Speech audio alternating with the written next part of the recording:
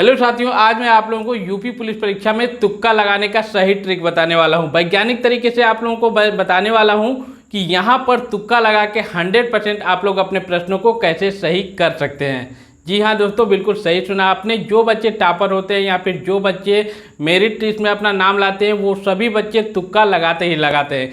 तुक्का लगाने का मतलब ये नहीं है कि सारे प्रश्न पे तुक्का लगा के चले जाओ। वो बच्चे केवल उन्हीं सेलेक्टेड प्रश्नों पर तुक्का लगाते हैं जो उनको एकदम बिल्कुल भी नहीं आता। 5, 10, 15, 20 ऐसे सेलेक्टेड क्वेश्चन पर वो तुक्का लगाते हैं। लेकिन यदि आपको मान लीजिए कि 10 क्वेश्चन नहीं आता, 20 क्वेश्चन नहीं आता, 40 क्वेश्चन नहीं आता, 50 क्वेश्चन नहीं आता या उससे अधिक भी नहीं आता, तो आप लोग यूपी पुलिस परीक्षा में तुक्का कैसे लगा सकते हैं उसका एक बेसिक ट्रिक मैं आप लोगों को बताने वाला हूँ। दोस्तों, इस समय इतना जो है कंपटीशन हो गया है और आज के दौर में जो है कि मेरिट लिस्ट में नाम लाने के लिए किसी भी स्टूडेंट के लिए 2 चीज़ें ज़रूरी हो गई हैं। पहला वो है आपका मेहनत और दूसरा है आपका लक। ये जो लक होता है ना, यही होता है तुक्का। ठीक है, जो लक है वही है आपका तुक्का वाला प्रश्न।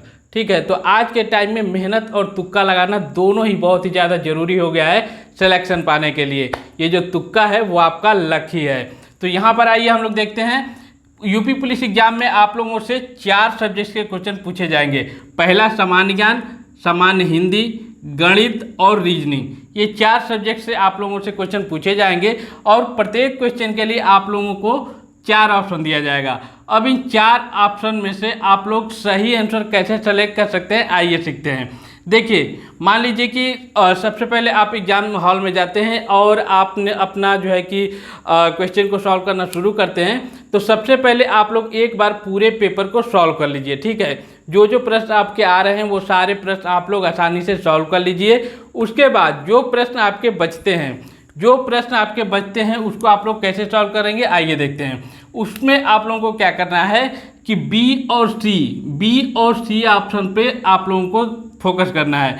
जितने भी आपके पेपर में क्वेश्चन आए होंगे उसमें से ज़्यादातर आपके बी और सी ऑप्शन ही सही होते हैं। बी और सी ऑप्शन के सही होने के ज़्यादातर चांसेज होते हैं, सबसे ज़्यादा। और इन दोनों में भी ज़्यादा चांसेज होता है, सबसे ज़्यादा सी ऑप्शन का सही होने का चांस होता है। तो जब भी आप लोगों को कुछ भी ना आए तो आप लोगों को क्या करना है कि बी और सी में से कोई ऑप्शन सेलेक्ट करना है। ठीक है, अब यदि मान लीजिए कि आप लोग 50-50 में हो, मान लीजिए कि आप लोगों ने सेलेक्ट कर लिया कि सर ए भी नहीं होगा और जो है कि बी भी नहीं होगा, ए भी नहीं होगा, बी भी नहीं होगा। हम लोग जानते हैं कि ए ऑप्शन गलत है, बी ऑप्शन भी गलत है। तो अब सी और डी में से हम लोग किसको सेलेक्ट करेंगे? तो सी और डी में से ऑब्वियसली आप लोग सी को सेलेक्ट करेंगे। ठीक है, और यहाँ पर जो ए ऑप्शन है, ए ऑप्शन को आपको कभी भी तुक्का में सही नहीं लगाना है, क्योंकि जो ए ऑप्शन होता है वो हमेशा गलत ही होता है। ज़्यादातर ए ऑप्शन में सही आंसर को नहीं रखा जाता है। ठीक है, तो ए ऑप्शन को कभी भी आप लोगों को तुक्का में सही नहीं मारना है। ठीक है, जब भी आपको लगाना है बी और सी पे लगाना है। अब मान लीजिए यहाँ पर आप लोगों को अंदाज़ा लग रहा है कि यहाँ पर आप लोगों का ये बी ऑप्शन भी गलत है और सी ऑप्शन भी गलत है, और यहाँ पर आप लोग ए और डी में कंफ्यूज हैं कि हम लोग किसको मारें। तो ए को आपको तो कभी भी नहीं मारना है, जब भी आप मारें तो उस स्थिति में आप लोग डी को सही मार दें। ठीक है, तो इस तरीके से आप लोगों को वहाँ पर एग्जाम हॉल में अपना सही आंसर सेलेक्ट करना है। यहाँ पर सबसे ज़्यादा जो प्रायोरिटी होती है क्वेश्चन के सही होने की, वो सी ऑप्शन की होती है। तो इसको आप लोगों को ध्यान रखना है। अब मान लीजिए कि आप लोगों ने क्वेश्चन को जो आप लोगों का क्वेश्चन आ रहा था उसको आपने पहले कर लिया।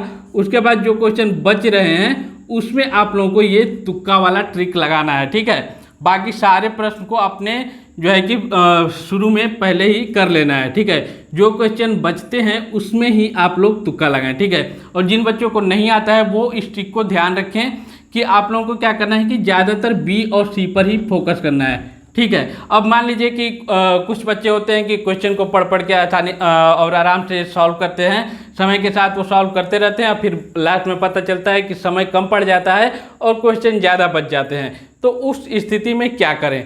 तो उस स्थिति में आप लोगों को क्या करना है कि आप लोगों को बी और सी ऑप्शन में से कोई एक ऑप्शन सेलेक्ट करना है। केवल बी अगर आप सेलेक्ट कर रहे हैं तो बी ही आपको सारे में बी ही रखना है। ठीक है, सारे में आप लोगों को बी ऑप्शन ही सेलेक्ट करना है, या फिर आपको सी पकड़े हैं तो आपको सारे में सी ही सेलेक्ट करना है। ये नहीं कि साड़ी का डिजाइन बना दिए, वैसे नहीं करना है आपको। अगर आपके आपके पास टाइम एकदम कम है, कम समय में ज़्यादा क्वेश्चन को आप लोगों को तुक्का लगाना है, तो आप लोग बी और सी में से कोई हो एक ऑप्शन सेलेक्ट करके और पूरे को आसानी से आप लोग कलर कर सकते हैं। आप लोगों के ज़्यादातर क्वेश्चन सही हो जाएंगे। तो इस तरीके से आप लोग यूपी पुलिस परीक्षा में तुक्का लगाकर आसानी से अच्छे नंबर ला सकते हैं और मेरिट लिस्ट में अपना नाम ला सकते हैं। तो वीडियो अच्छी लगी, वीडियो को लाइक कीजिएगा, शेयर कीजिएगा और इस ट्रिक को ज़्यादा से ज़्यादा बच्चों तक पहुंचाइए, जिससे उनका भी भला हो जाए। मिलते हैं नेक्स्ट वीडियो में, तब तक के लिए bye bye, thanks for watching.